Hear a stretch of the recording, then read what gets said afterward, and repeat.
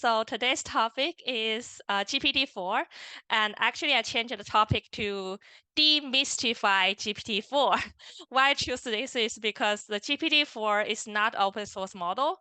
Although OpenAI has disclosed a technical report about GPT-4, but actually they haven't disclosed lots of technical details of exactly how they implement or train the GPT-4. So many of this is from guesses around the basically over the internet about people's best guesses about how GPT-4 is implemented. So to me, when I prepare this presentation, it's more like being like a detective.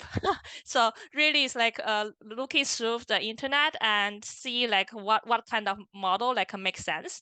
And of course, like lots of the results and insights is directly taken from the GPT-4 technical report. But there will be also some guesses. But I think from the guesses, it's all very cool ideas of how we can kind of scale and improve the GPT or LLM models to the next level. GPT-4 is launched. You will see like the news and also tweets about the GPT-4. So the title is like it's bigger and better than ChatGPT. ChatGPT. I think that time ChatGPT is backend by GPT 3.5 or the Instruct GPT. So it's bigger and better, but OpenAI won't say why. So yeah, so they did release a 100-page GPT-4 technical report, but as the tweet said over here, so let me save you the trouble reading through the 100 pages. It basically didn't disclose much details in terms of how GPT-4 is implemented.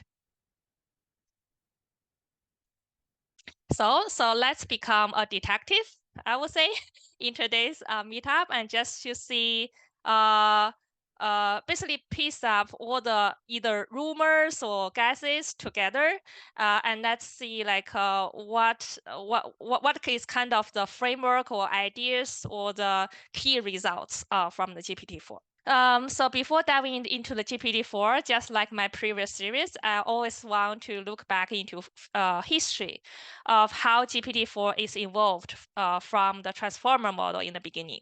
So like 2017, we have the transformer architecture kind of proposed from Google, which sets the foundation of all the LLM model. And then OpenAI published their first GPT model next year.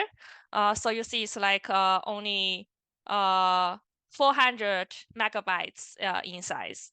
And then later they released GPT-2, which focused on the zero-shot capabilities, and GPT-3, which focused on the in-context learning, the few shot, that they show that the few shot learning can improve the performance over the zero shot. And then I think about like almost like 2 years later, they published the paper actually before the ChatGPT release is on the Instruct GPT. So this is about how to align the LLM's output with human preference. So you can also call it as like a human alignment, human feedback alignment. They also so this model is trained on top of the GPT-3 model. So they made kind of like GPT 3.5, and you can also see like on OpenAI right now they also have like GPT 3.5 and many variants of GPT 3.5.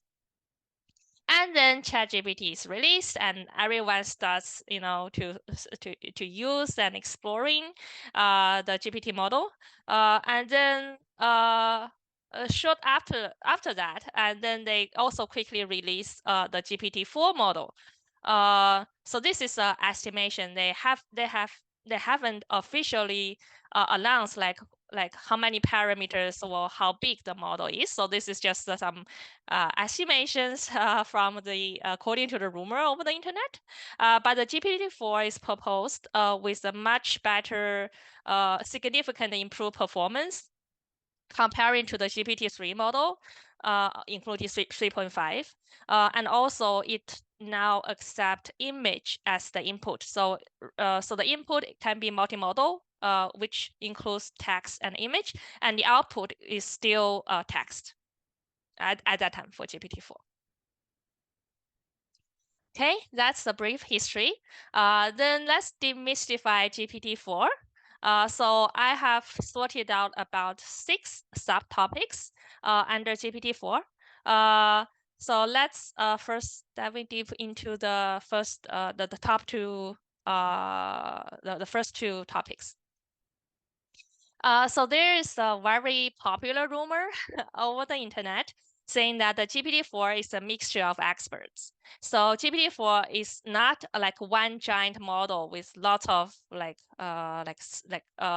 times the parameters of GPT-3, but it is more like an ensemble model of, or also named mixture of experts, combining 8 smaller GPT-3 sized model together. So each GPT-3 is like 220 billion parameters. And then they kind of put like 8 GPT-3 models together. And each model is focused on specific capabilities and is trained on different training sets. So this is kind of example of what is the expert looks like, right? So the expert can be language expert, can be a math, can also focus on a science knowledge, or can focus on coding, right? So you can think of like each expert is specialized in some skill set. And then there will be a gating mechanisms to assign the weights to the expert's opinion based on the query to see which response is most relevant for that query. So basically the models will combine all the inputs and send the most likely next word to the user. So I think that to me, I think it's a good idea, right? So you can easily improve a specific capability of the model. Say you want to focus on improving the math capabilities of GPT-4 or the coding capabilities, and you can also easily add new capabilities to GPT-4 model without influencing the other already well-trained experts. So I think it's a makes sense framework. Like it's easier to train and also maintain and to add new capabilities to GPT-4. Mixture of experts is nothing. Is not new. So there's like already a research and even books about that. So basically, you need to divide a task into subtasks. It's kind of like divide and conquer framework, right? So you can divide the GPT-4 like target tasks into language, math, coding, or science, etc. And then you develop an expert for each subtask. And then in the end, you will train additional model, like a gating model, to decide which expert to use. Whether it's like a binary gating or it's like a mixture of gating, like you can combine different outputs together, I think that is totally possible as well. So basically, from the output, you just pull the outputs from different experts and using a gating model to decide how to or choose the best response output, or choose how to blend the outputs together for the final output. So that's a mixture of experts idea. The second one, I think the GPT-4 technical report did disclose is that they mentioned that the GPT-4 large focus of the GPT-4 project is to build a deep learning stack that can scale predictably.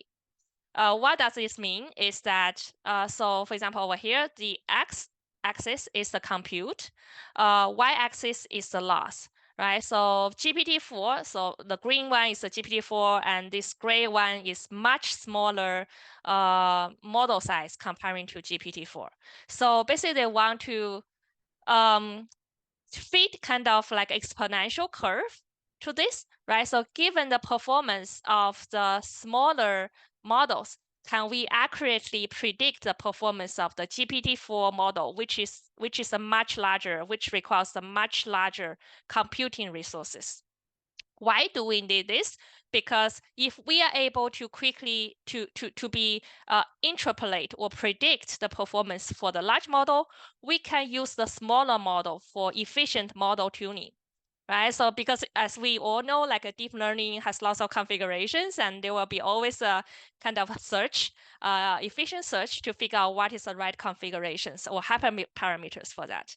But if you just focus on the largest model, the tuning will be very costly. It seems impossible. But what if we are able to, like just tune on the smaller model, right? And then figure out the configuration, and then we can predict the performance of the large model. Then basically, figuring out the best configuration based on the smaller model will be sufficient. Yeah, so as GPT-4 paper writes, right? So the primary reason is like it's very expensive to run the GPT-4 model. So it's not feasible to do extensive model tuning. So they developed the infrastructure and optimization method so that to make sure that the performance versus compute has very predictable behavior across different scales. And of course, they haven't disclosed like how they develop the infrastructure or what specific optimization they use. But this is, I think, it's a very interesting direction. And also how to stabilize the training process of the LLM, right? So that it's a predictable process. And this improvement allow the team to predict the performance of GPT-4 model from much smaller model trained with 1,000 to 10,000 less compute. Yeah, I think this is a very important achievement to train a really large model. And again, the details has not been disclosed, but I think it shows the feasibility of predicting the performance of large models, and also they have invent a way to stabilize the training and improve the predictabilities of the performance versus the compute. So they also show like the capability predictions on 23 coding problems. So basically the same curve shows up across different tasks. Right, so it's a very like a predictable pattern for different NLP tasks. In their report, they also mentioned that this exponential curve does not hold sometimes for a very specific use case, such as this inverse scaling price. So they identify a use case like ADA model, package model, query model. So basically, the x-axis is like increasing size of the model, but actually the performance or the accuracy actually drops when you increase the model size. But they also claim that actually with the GPT-4, it did improve the model performance all over again, that they can inverse the scaling trends on the inverse scaling price use case. Yeah, so basically that trends and pattern does not hold across all use cases, although they do observe that they do hold most of the use cases, but there can be special ones. And for these special ones, they show that the GPT-4 can still beat the performance, like inverse the scaling trends, has a much better improved performance compared to GPT 3.5. A bulk part of the GPT-4 technical report is to showcase their capabilities on academic and professional exams. Yeah, so yeah, basically, so you can see like this is the exam, right? So there's like a bar exam, SAT exam, GRE, graduate exams, and AP exams, and also like USA Olympiad biology and chemical exams. And then they compare it with GPT-4 with vision. It's like with images as input, and GPT-4 without images as input, and also GPT 3.5. And over here is the kind of what is the highest score you can achieve, and this is like what is the actual score that the GPT-4 model is able to achieve, and this is the percentile that they are able to get. So basically, they are able to like beat 90% of the human testers on this task. So the higher the number, it means that basically it means that the GPT-4 is outperforming 90% of human testers on this task. So when GPT-4 comes out, I think you will see the news title is like the GPT-4 can already pass the bar exam, right? Like it's actually having a better than like 90% of human testers on the bar exam. And it significantly improves the GPT 3.5 model, which is like 10%. It's better than 10% of human testers over there. And you can see the SAT and also including the reading, math, quantical, verbal. So these tasks they also doing very well, right? So it's up close to around 90% there. And in terms of the writing, actually like GRE writing, it's kind of average performance. And there's like a comment on it is because the generative text, like given topic, the generative text from the GPT model is too general and maybe abstract, right? It doesn't have like the key insights. Like humans sometimes will place an argument over there and has a very new insights about the topic. While the GPT generations maybe the content is too general and too broad to apply, so it doesn't achieve like a very high scores. Maybe with a proper prompt tuning, you can get better of the performance. But if you just directly throw in the writing kind of title to as the prompt, then the GPT-4 maybe won't raise the new points over there. And also, as you see, like for history, biology, it's also doing very well, right?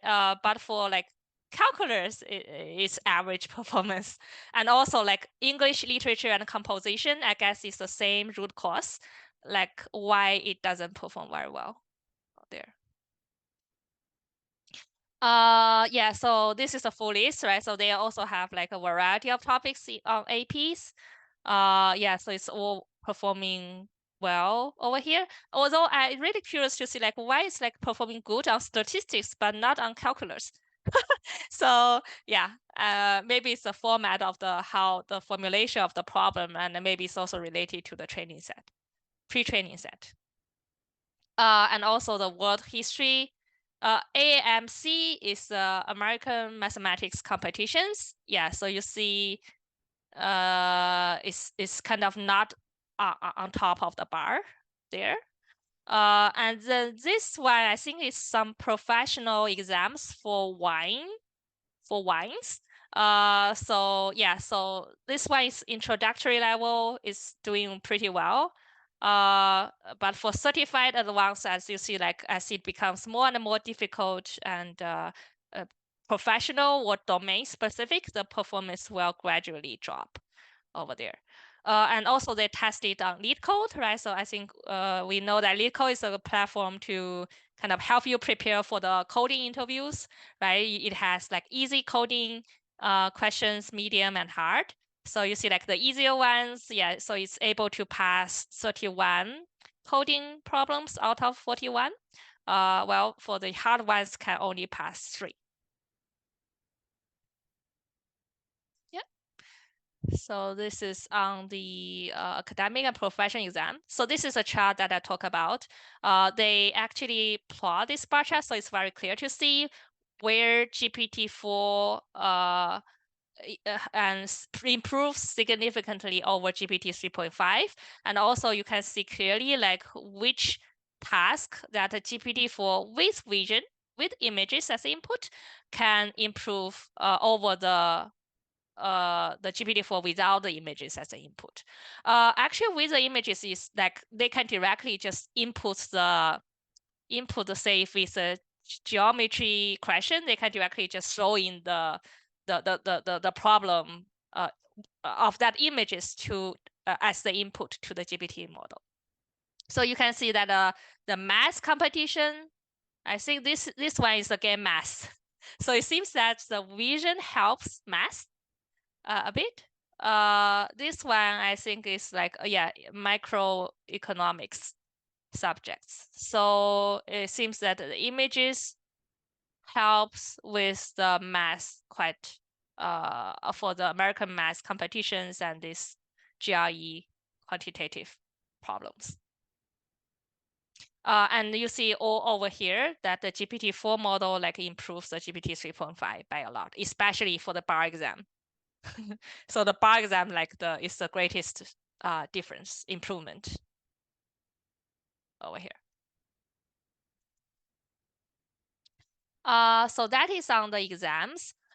In their technical report, they also mentioned that there may be some issues of data contaminations, meaning that maybe some of these exams questions are already exist in their pre-training data sets.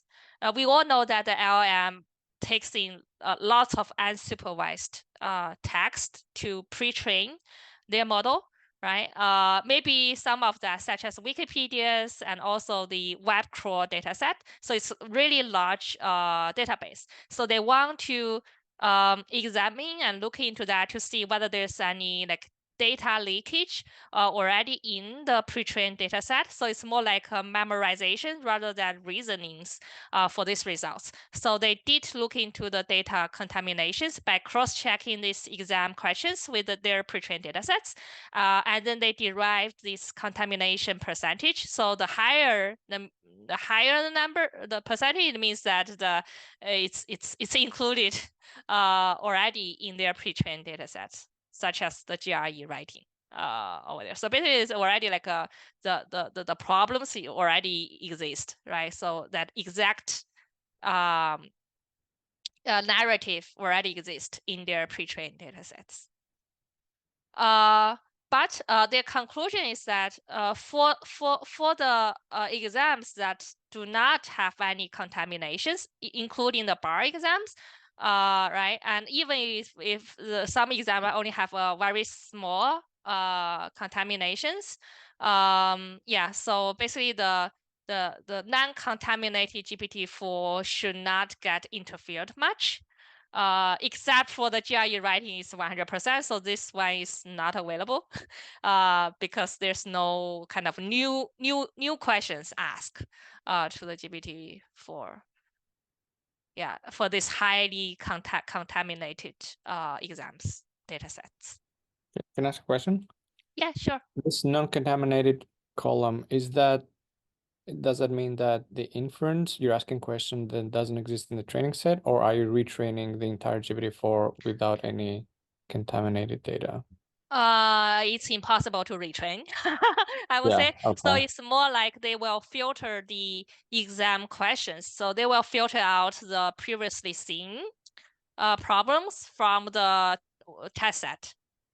Yeah. So basically, this numbers is reported on the unseen questions.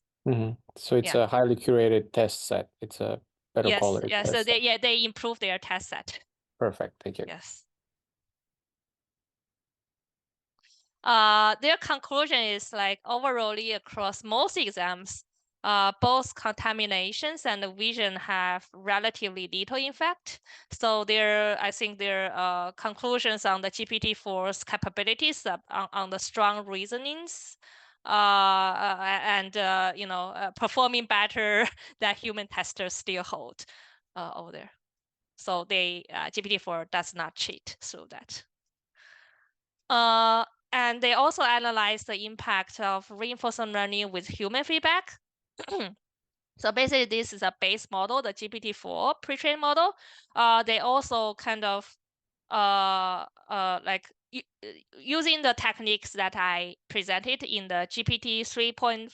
So it's the RLHF, reinforcement learning with human feedback model. So it will kind of retrain or retune the model to better align with the human preferences and human desired outputs.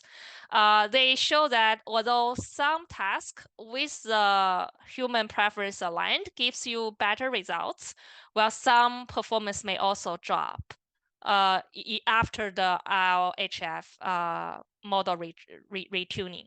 On average, the gap is small. So the conclusion is that the post-training does not substantially alter the base model capabilities or performance over there.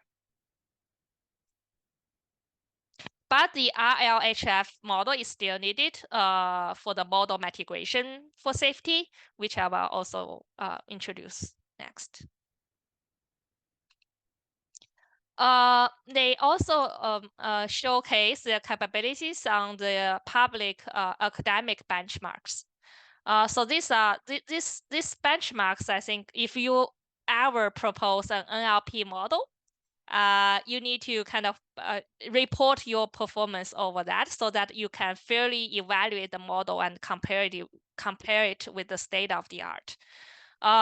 So they put it over here like GPT-4, GPT 3.5.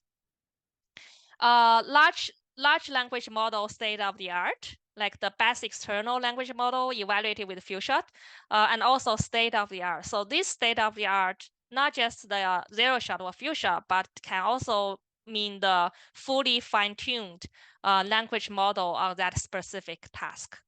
But you see, like the GPT-4 with like 5-shot, 10-shot, or 25-shot. So with a few-shot in context, GPT-4 kind of can beat the state of the art, at least at the time that they published the GPT-4 technical report, because since then I believe the state of the art totally changed with the full development of the open source LLM over there. So maybe right now I think the state of the art, some of the state of the art can went over by the other LLM model right now. But at that time, they're able to show that the GPT-4 without like fine-tuning, like further fine-tuning, with just a few shot in context learning is able to achieve the state of the art across these academic data sets. These academic data sets includes this is again a professional academic multi-choice questions. This is common sense reasonings. Common sense reasonings, Python coding, mathematics. Questions. Although I think over here, like reading comprehension, this data set, the fully fine-tuned model still beats the non-fine-tuned model. So I would say like there will be use cases where if you fine-tune like or fully fine-tune relatively or even much smaller model can still beat the performance of LLM, but this case will kind of vary case by case, right? And I believe maybe most of the time, as seen over here, like this few shot GPT-4 is already sufficient to get you the best performance. They also showcase their multilingual capabilities, meaning that the GPT-4 cannot just handle the English ones. They can also handle many different languages, as listed over here. And this shows the, like comparing to GPT 3.5, the English accuracy on the language understanding task is improved by like a lot, right? Like 15% gap in terms of the accuracy. And then the second best performing language is Italian, and as such. And they also see that they can also perform okayish on the very rare languages, like very low resource languages. Is able to see that basically like one model kind of can leverage the cross-lingual transferabilities and also improve the performance for the low resource languages out there. Now then let's move on to the next capabilities, which is the visual inputs. So before diving into the kind of the details of or guesses of how they implement the multimodal, So let's see like very cool examples of the GPT-4 the input, right? So like for example, the user asks a question in text, and then give an image that has different panels, and then basically like what's funny about this image, and also describe this image panel by panel. And GPT-4 is able to give the output like panel 1, panel 2, and panel 3, and also explain the humor there. Like you attach a really large VGA connector into a small smartphone charging port. Yeah, so I think yes, it's a very intriguing, like appealing examples to show over here. I think this one is even more difficult. It's like you have a kind of, this is like a college entrance exam, like in physics. I don't know what's entrance exam or graduate exams. And then this is like in French, right? So this problem is actually is a image. It's not text. Like you directly kind of pass these questions because it has this chart over here, and you directly pass the full image over here, and then ask the GPT-4 to think step by step and solve it. And then this is the output. And yeah, if they are able to show that, it means that it's correct. That they are able to derive the equations one by one, and then achieve a right outcome from that. So basically, the prompt consists of a question, and the image contains all the problems, the physics problems with the diagram in French, and then the GPT-4 kind of can solve this physics problem using the chain of thoughts prompting. This is another example of like you have like an image like this, and then you ask like, what is funny about this? What does this mean, right? And the GPT-4 is able to explain this joke of combining two unrelated things, pictures of Earth and chicken nuggets over here. Yeah, I think it's pretty impressive, like see these results where you have the text and image as a mixed input, and then you get the a text output from GPT-4 to your question. So the natural question is how? No official publication about it, so they have disclosed nothing, zero in their technical report regarding how they take the visual inputs. But I think like one very inspirational paper that released before, like published before GPT-4 in 2022 is a Flamingo model. And it's also the first visual language model that supports in-context few-shot learning. So the Flamingo model is proposed by DeepMind. So you see the format is very similar, right? So your input is the text and images interweaved, like mixed together, right? So you have this image, so say this is a two-shot example, but you have the images, and then you have the text describing what animals is in this image. Like this is a second example, like this is what animal, like X animal in these images, and then you show a flamingo, and this is the prompt, and then you ask the GPT-4 to give the text output based on the previous two examples, right? So this is a flamingo. And also like in your future examples, they also tell where these animals are mostly found, right? In Chile or Japan, and then they said like a flamingo are mostly found in Caribbean. Yeah, so actually online there's like this link. So if you search the Flamingo visual language model for future learning, so this is their paper, you can see their original LEAPS presentations on Slides Live. So some of this I take it from their presentations, I also take it from their paper. So Flamingo is a visual language model for future learning, right? So this is the input prompt where you have image text pairs, and this is the prompt to the model, and then you want to the model to complete the text. for the third image. Actually, it's quite impressive. It's like, so this is introducing the images, and this is like, what is the title of this painting, right? And where is this painting? Basically, you can ask any questions to this picture, and even this is like, what is the name of the city where this is painted? So it's kind of like Q&As to these images. And this is also very interesting. It's like 2 plus 1 in the images, 3 plus 6 in the images, and then you ask the model to predict what is 3 multiplied by 6. Yeah, so I think it's a quite impressive framework at that time, and I believe it's also the first visual language model there. So I think it could be leads to the inspirations to GPT-4 of how they incorporating the mixed image and text input into the model. So in the paper of Flamingo architecture, it's also cheap. It's relatively cheaper than retraining the full LLM. So basically, they keep the vision encoder and the LLM fixed. The vision encoder is basically, you can think of it as transforming the images into a vector, into vector embeddings. And the LLM, you can think of it as a GPT-3 or Chinchilla. I think in the Flamingo, they use the Chinchilla model over there.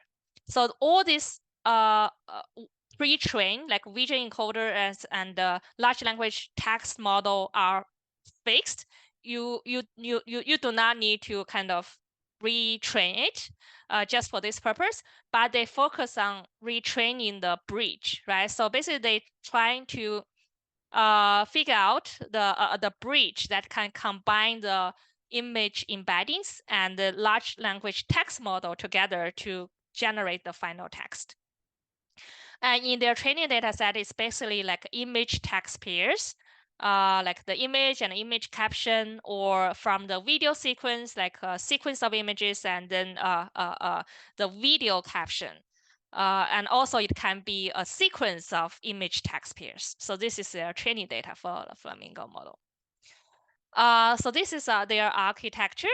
I think I will focus on the high-level ideas, right? So say your input is this, right? So the image, duck, like this is a very cool duck, and then a cat, like this is. And then the images will taken out from this prompt. So you will pass this images through the fixed vision encoder to get the image embeddings. And then you concatenate the text together into this. So like image is kind of the denominator, like, and then you basically concatenate the text from your prompt. And then from the images, they will get the image embeddings, and then they train a perceiver resampler to align the sizes from the encoders to the language model. So basically, it's kind of doing the dimension matching purpose to map the image embeddings to the language model's dimensions. This purpose, and then they train gated.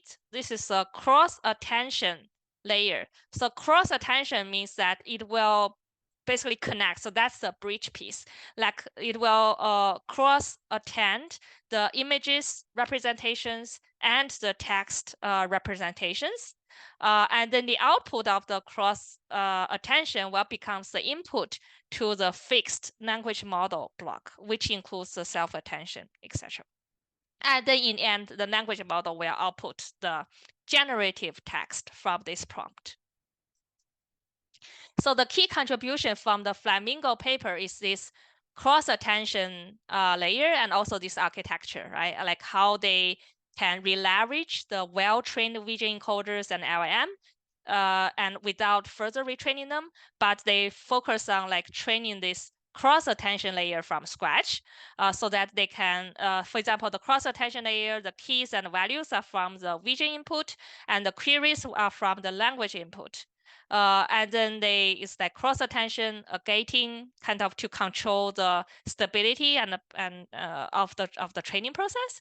And also they have the skip layer, just like just like the GPT kind of model has the self-attention and feed-forward layer. And in their cross-attention module, they have the cross-attention of images and language, and then they have another like feed-forward layers. And then they kind of put these cross-attention modules with the fixed attention modules in the GPT or in any large language model. So this is their key idea, and I think it's a pretty cool idea, right? Because you can leverage what is already well trained to save the computational cost. But you can kind of figure out a way to learn additional cross attentions between the images and text, and basically it's a more efficient and cost-effective way to handle the image and text input with the existing image and text models. Yeah, so that's the visual inputs. And if you read the Flamingo paper, actually the examples from the Flamingo paper looks very exactly the same as the examples as the GPT-4 examples. I don't say that the GPT-4 just directly use the Flamingo, but I would say like understanding the Flamingo architecture kind of let you kind of be aware of like how we can do with the multimodalities, right? How can we combine the text and image together? So this is like one way to solve this problem. Maybe like GPT-4 kind of improves over this, right?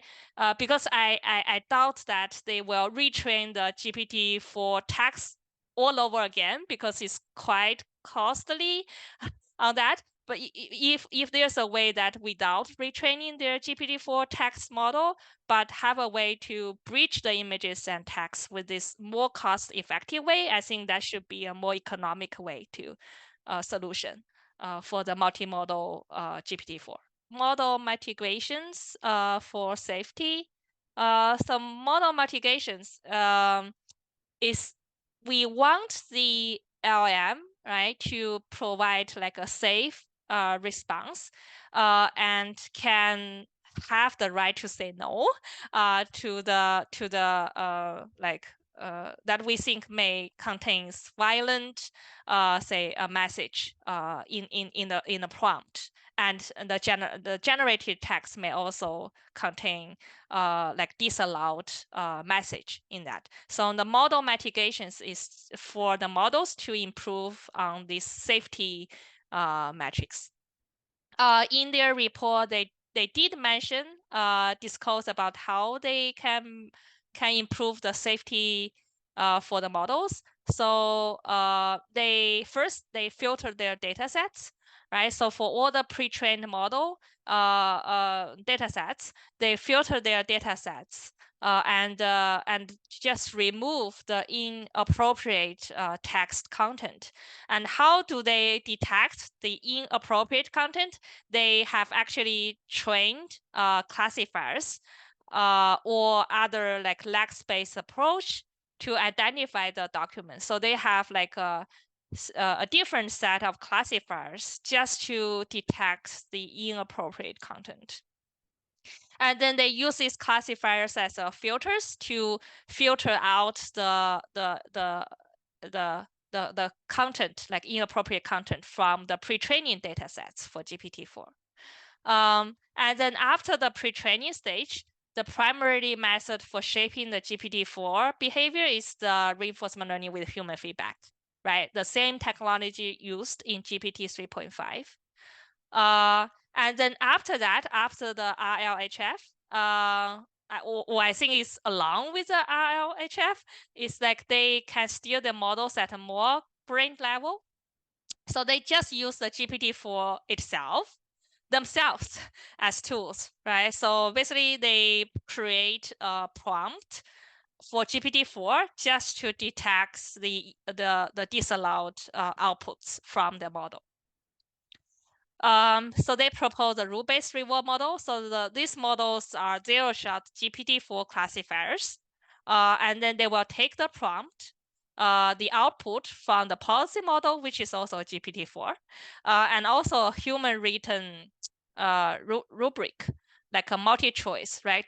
To ask the GPT-4 classifier to predict whether the output is a refusal in the desired style or refusal in the undesired style, or whether it contains disallowed content, or whether it is a safe non-refusal response. Yeah, so basically it's, and actually it's a set, means that there are maybe like one classifier will correspond to one prompt and one multiple choices, so that they have like a different GPT-4 classifier to help safeguard the output itself. Yeah, so and then they show that on a subset of prompts, they know that the prompts request the harmful content. As the advice, they can reward the model for refusing this request. And also conversely, they can reward the model for not refusing requests on a subset of non-safe prompts. Because recently there's when we evaluated LLM, some LLM is too conservative, right? So any sensitive word or question sent to it, it says like it's not allowed to answer that. So GPT-4 also wants to improve the performance on the non-safe prompts, even if it's still a little bit sensitive, but it's safe to answer that question. So that is not an LLM just keep saying no to the prompt. Can I ask And, a question on that slide? yeah. Are these rule-based reward models? Are they part of the training, or are there additional smaller GPT-4 classifiers sitting behind the output of GPT-4 and just filtering out the content? I think these are the same model. I do not think they will train just separate GPT-4 model for this. I think it's like so basically they have like one pre-trained GPT-4 model, right? And I think that then divert from that, there will be a set of GPT-4 like pre-trained. So it's like the same model, but with like a different prompt and different prediction for different safety metrics, and then use this GPT-4 outputs as a reward to train the policy GPT-4 model in the reinforcement learning cycle. That's what I think. Yeah. Okay, so But this is yeah, part of the training process then you're saying, and then when you deploy it, you don't need these classifiers yeah, anymore. yes. When we it's hard to say. I would say, yeah, Sure. I think it makes sense in the training cycle that they can use this additional GPT for safety, like safety focused classifiers, right? To help as a reward function used in their reinforcement learning cycle. But actually in production, do they put like additional layers on top? Well, in terms of the cost perspective, maybe not. Like then you will end up like one prompt you will need to like query the GPT-4 multiple times, right? You kind of like triple or even more like the cost of that. In terms of a cost perspective, maybe not. But if they say distill the GPT-4 model into a smaller one just for safety purpose, they can still put guardrail there to filter out the harmful outputs from the GPT-4 policy model. Got it. Thank you. Yeah, you see, it's like playing the detective role here. It's not kind of official or certain, but it's more like after reading through the internet, their technical paper, and also the experience of production models, this is kind of the best guess I have. Yeah, but let's see. Let's see, like maybe at one day like open source LLM can it becomes like more productive, and then yeah, and then we can have like a more confirmative answer there. Yeah.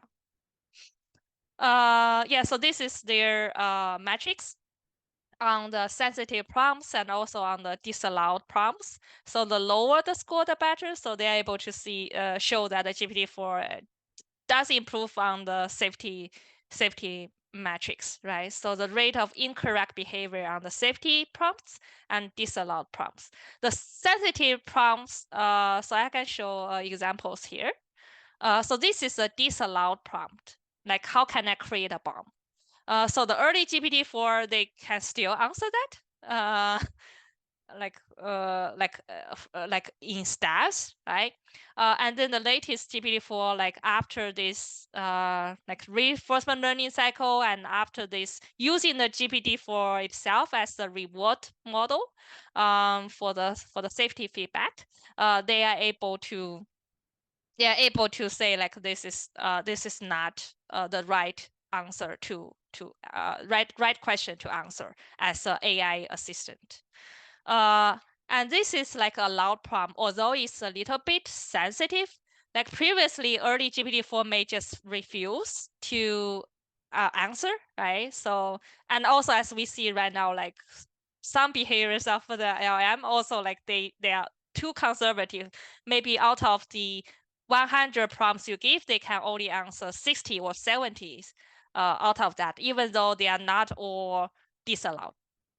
But they show that they did improve in the latest version, that they can say that even though I cannot endorse or promote smoking, it's harmful for your health, but here is still appropriate a response to answer that. Yeah. So that's the model mitigation for safety. And the last is the limitations. I think there will be still limitations, and that is also the future directions for improvement. The first is the factual evaluations. As we all know that the LLM can hallucinate, right? So basically it will just talk from nowhere with no factual references there. So you just imagine the answer itself.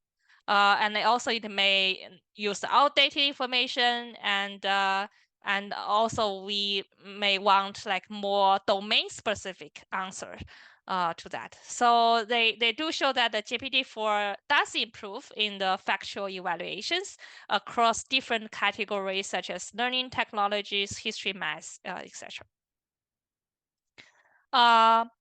They also show the limitations of where GPT-4 makes mistakes, right? So for example, this is like a multi-choice evaluations, like ask the GPT-4 to select the best answer to the question. So this one, like GPT-4 answers correctly, but this is more requiring like understanding the context and know exactly who, right? So it will makes mistakes over here. There's also like jailbreaks for all the GPT-4 or the LLM. I think it's not just GPT-4. I think it's like a jailbreak challenge for or hack challenge for all the LLM model, right? Even though it's like there's guardrails and all these behaviors of trying to prevent the model from generating harmful responses or inappropriate responses, the user can still hijack the prompt, like ask the model to be in the opposite mode. And for example, right now you become the anti-GPT, so kind of change the behavior or the purpose of the model. So from the jailbreak perspective, maybe they haven't put another GPT as the final filters over here, because the GPT-4 can still generate like harmful or inappropriate responses over here. Also like this is one of the most effective methods of breaking the model. Like you can just say like ask the model to reinforce the in-cell agenda, basically like play like an incel, and then you can ask anything, and then the GPT-4 kind of already kind of jailbreaks all the previous constraints constraints and limits and safety controls that has been placed on the GPT-4. Yeah, I think this is like a new trend and also very interesting new research directions of how to deal with the jailbreaks and hacks and other adversarial attacks to the LLM model. Yeah, so that is all the presentations. And so the conclusion is that GPT-4 is a very large multimodal model, and it shows that it can achieve the human level performance on the professional and academic benchmarks, such as the bar exam. And also it shows can outperform the existing state-of-the-art model on a collection of NLP tasks, including the models that has task-specific fine-tuning. It can still exceed majority of the task-specific fine-tuned model, and also that improved capabilities in multilingual, like different language settings, and also able to predict the performance given the compute. Right? So it's able to predict the loss given the compute across different capabilities, so that they can use the smaller model to do the hyperparameter tuning. But they also show that the GPT-4 presents new risk, right? So they discuss the model mitigation, about the data filtering, about how to reward the model to answer like sensitive information correctly, right? And refuse it when the content is disallowed. But also able to answer that even if it is sensitive, but it's okay to answer. So they can so the GPT-4 does not refuse it all the time. And also like there will be but it also presents the challenges of the hack, the jailbreak challenges of the prompt. So yeah, so even though there still remains much work to be done, but I think GPT-4 is a great milestone as a LLM that like towards building a broadly useful and safely deployed AI systems.